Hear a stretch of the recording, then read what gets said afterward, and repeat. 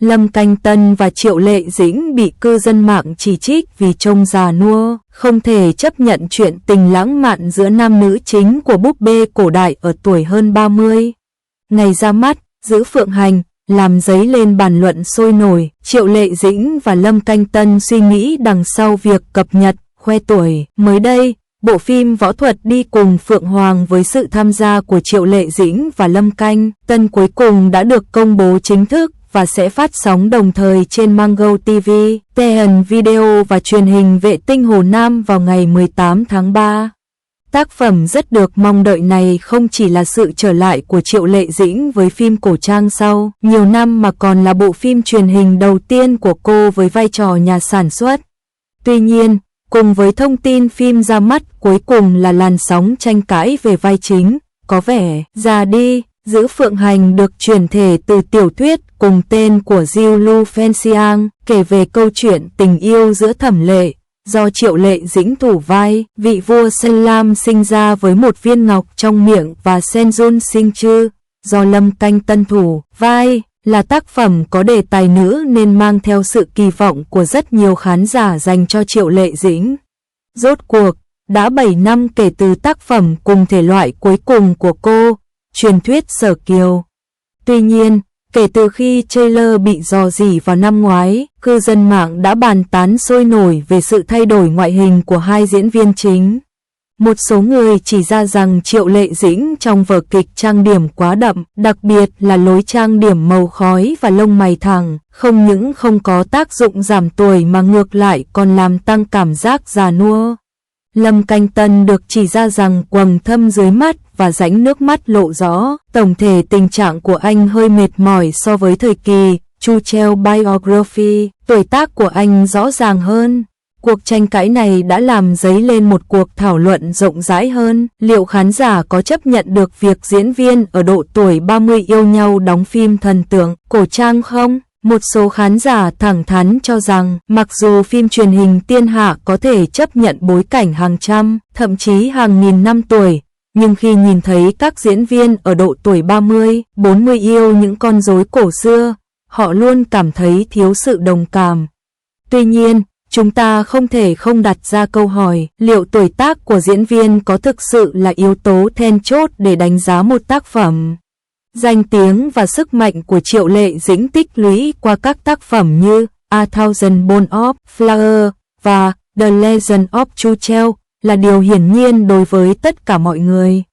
Khả năng diễn xuất của cô từ lâu đã được khán giả và người trong ngành công nhận. Lâm Canh Tân cũng đã tạo ra nhiều nhân vật có cội nguồn sâu sắc kể từ khi ra mắt trong Legend of Sword and Fairy 3. Thực tế, như nam diễn viên Ninh Tĩnh đã nói, không có cái gọi là tuổi đóng băng. Dù có rửa mặt thì ai cũng vàng mặt, đặc biệt là diễn viên, bởi vì trong nghề này, diễn viên suốt ngày phải tiếp xúc với ánh đèn sân khấu. Tia cực tím còn có hại cho da hơn.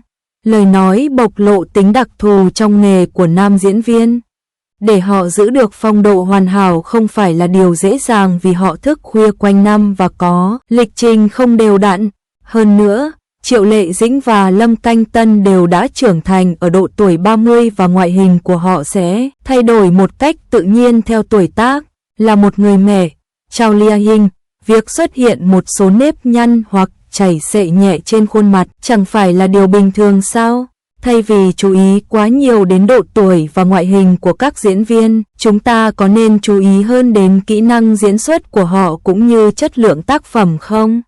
Suy cho cùng, điều thực sự thu hút khán giả không bao giờ chỉ là vẻ bề ngoài thuần túy mà là cách diễn viên diễn giải nhân vật và sức hấp dẫn của chính câu chuyện. Nhìn lại sự phát triển của làng giải trí, không khó để nhận thấy những diễn viên thực sự đứng vững trước thử thách của thời gian thường là những người chiếm được tình cảm của khán giả bằng khả năng diễn xuất tuyệt vời của mình.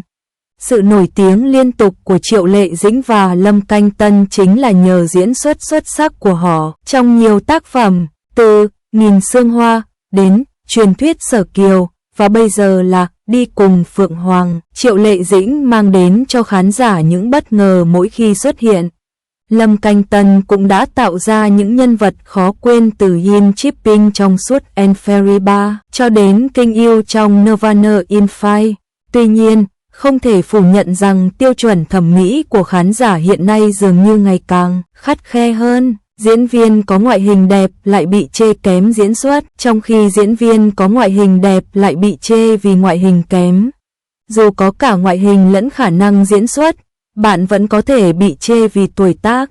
Hiện tượng này khiến người ta phải suy ngẫm, phải chăng chúng ta đã kỳ vọng quá cao vào diễn viên? Trên thực tế, sự trưởng thành và thay đổi của các diễn viên chỉ là biểu hiện tự nhiên trong trải nghiệm sống của họ. Khi lớn lên, trải nghiệm của họ trở nên phong phú hơn và sự hiểu biết về các nhân vật cũng trở nên sâu sắc hơn. Việc tích lũy kinh nghiệm này thường có thể đưa thêm nhiều lớp và nội dung vào nhân vật.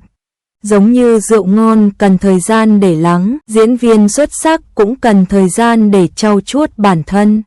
Buổi phát sóng, Du Ngoạn cùng Phượng Hoàng có thể sẽ mang đến cho chúng ta những bất ngờ không ngờ tới. Có lẽ Triệu Lệ Dĩnh sẽ sử dụng kỹ năng diễn xuất đã có từ lâu của mình để mang đến cho chúng ta một phiên bản Thẩm Ly, Thanh Lam Vương trưởng thành và chững chạc hơn.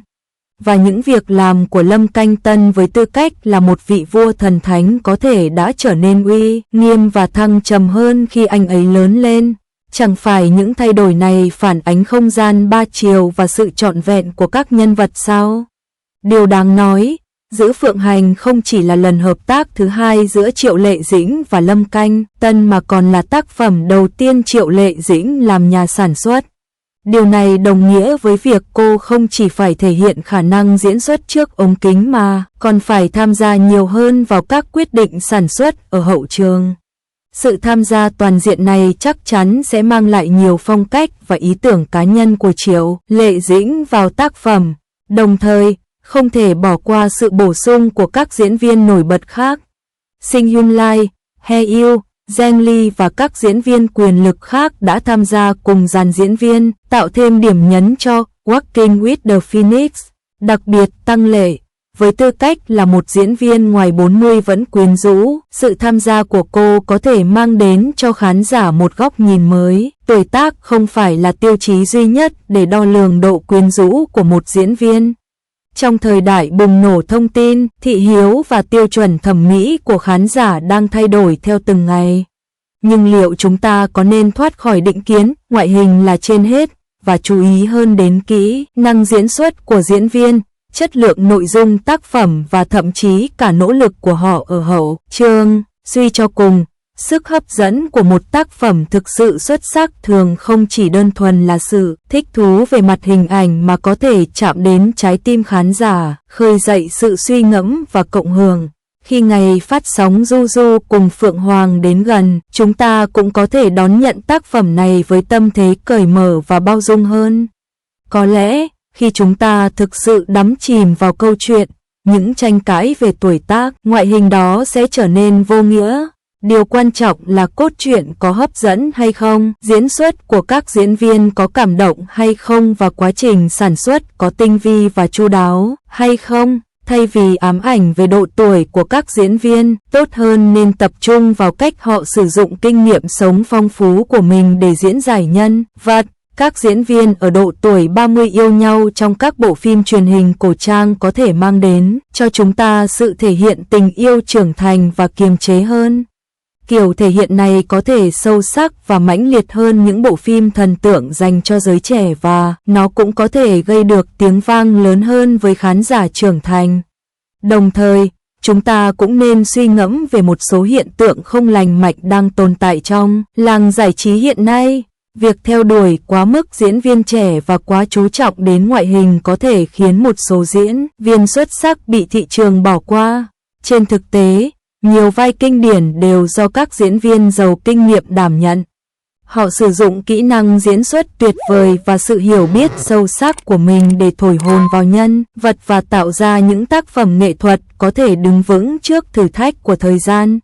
Mặt khác, bản thân các diễn viên cũng cần tích cực ứng phó với những thách thức do tuổi tác mang lại, giữ thể trạng tốt, lựa chọn vai diễn phù hợp và không ngừng nâng cao kỹ năng diễn xuất đều là những nỗ lực cần thiết trong sự nghiệp của một diễn viên. Triệu Lệ Dĩnh và Lâm Canh Tân đều là những tấm gương tốt về mặt này. Họ tiếp tục thử thách bản thân, thử sức với nhiều thể loại vai khác nhau và dùng thế mạnh của mình để chứng tỏ mình vẫn là diễn viên được khán giả yêu thích. Cuối cùng, chúng ta kỳ vọng Giữ Phượng Hành sẽ trở thành một tác phẩm xuất sắc, không chỉ vì sự tham gia của Triệu Lệ Dĩnh và Lâm Canh Tân mà còn vì nó có thể mang đến cho chúng ta một câu chuyện tuyệt vời và thể hiện sự quyến rũ của những diễn viên trưởng thành. Có lẽ, bộ phim này sẽ là cơ hội để phá vỡ sự phân biệt tuổi tác và khiến nhiều khán giả nhận ra rằng diễn viên giỏi, tác phẩm hay không có sự phân biệt tuổi tác. Trong thời đại thay đổi nhanh chóng này, chúng ta cần những quan điểm đa dạng hơn và thái độ toàn diện hơn. Cho dù chúng ta đang đối xử với các diễn viên hay mọi người trong cuộc sống, chúng ta nên học cách trân trọng nét quyến rũ độc đáo của các nhóm tuổi khác nhau. Suy cho cùng, mỗi người đều đang trưởng thành và đều có câu chuyện tuyệt vời của riêng mình.